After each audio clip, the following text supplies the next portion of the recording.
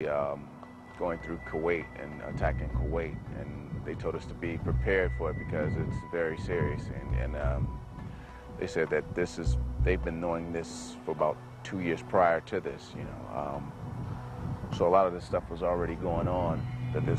They knew that they were probably gonna, you know, and they were preparing us to go over to Desert Storm. Hardly a few hours after Saddam's invasion, all Iraqi assets in the US are frozen, and the US Navy starts enforcing a blockade of the Iraqi coast even before the UN gets a chance to convene. A couple of days later, delegations from the US Departments of State and Defense fly to Riyadh to try to convince the Saudi government that the Iraqi troops are indeed threatening their borders. The official press release mentions showing the Saudis' satellite picture evidence of the Iraqi buildup at the Saudi border.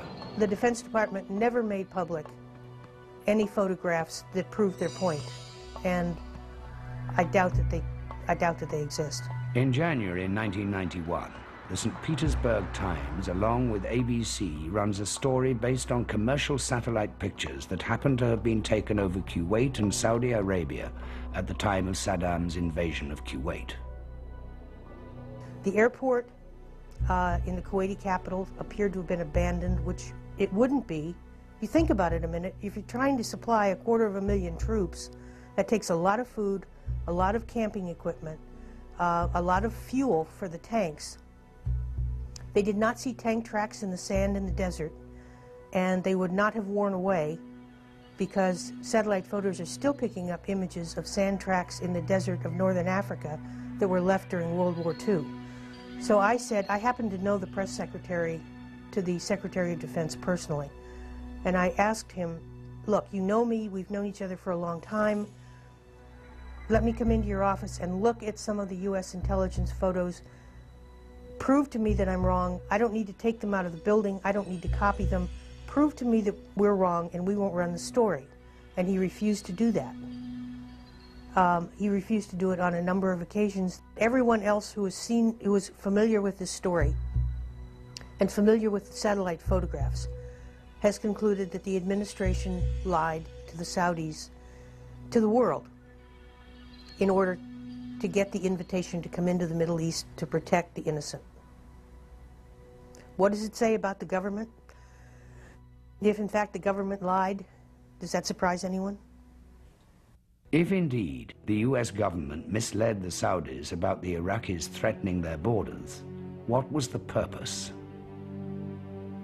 Ever since World War II, the US administration had been making countless efforts to convince the Saudis to allow the largely Christian US troops into the Holy Land of Mecca, supposedly to protect Saudi Arabia, but namely to secure its vast oil fields. Ever since OPEC raised the price of oil in the early 70s, this concern has become even more acute, epitomized by State Secretary Henry Kissinger's famous statement, "Oil is too important to be left to the Arabs." Well, you have to understand that there were principal focuses of the world of military commands. You had the focus of the European Command on the NATO situation. You had the focus of the Pacific Command, for instance, on the Pacific, the Atlantic Command on the battle in the Atlantic. But there were certain areas of the world that had no focus. The Middle East was one area. The problem was that no Arab country wanted a major U.S. military headquarters in their country. In 1990, the Bush administration was trying to convince the Saudis that this threat from the Iraqis was real because we couldn't go in there. The allies, the British, the French, the Americans, and the others, couldn't go in there without an invitation from the Saudis. The Saudis had to feel threatened in order to invite the allies to come in for protection. On August the 7th, 1990, the Saudi government officially accepts the insisting protection offer from Washington. The very next day, the US military steamroller starts flying in without even notifying Congress. Within a few months, over 500,000 American troops would be deployed in Saudi Arabia. After persuading the Saudis, the US government now has to convince the American public and the world that the threat is real and that it justifies a gigantic US military buildup in Saudi Arabia.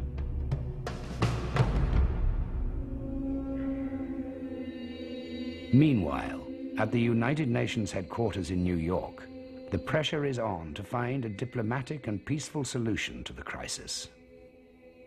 Nous privilégions la solution pacifique. That force does not have to be inevitable. The issues at stake by peaceful means. Indeed, a peaceful solution is the desire of us all. War is already in the minds of others.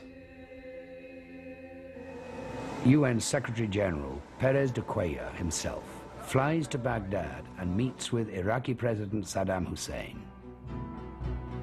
He fails, though, to convince him that the international threat will be real if he chooses to remain in Kuwait. His failure, however, doesn't meet only despair and frustration upon his return to New York. Saddam Hussein had indicated a willingness to compromise, mediate, and withdraw his troops. Also, the Arab states were given a chance to negotiate, but they were given 48 hours, I believe, by President Bush. So in summary, I think the Americans did not want a diplomatic solution at that late stage. And I'm talking, after the invasion. At the time of the U.S. effort to get council approval to go to war, Yemen voted against the use of force resolution. And no sooner had the ambassador from Yemen put down his hand after the vote than there was a U.S. representative at his side saying, "That will be the most expensive no vote you ever cast."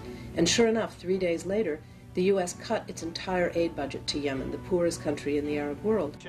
On November 29, 1990, driven by the U.S. delegation, the UN Secretary Council passes the war resolution with a deadline set for January the 15th. There would be no turning back at this point.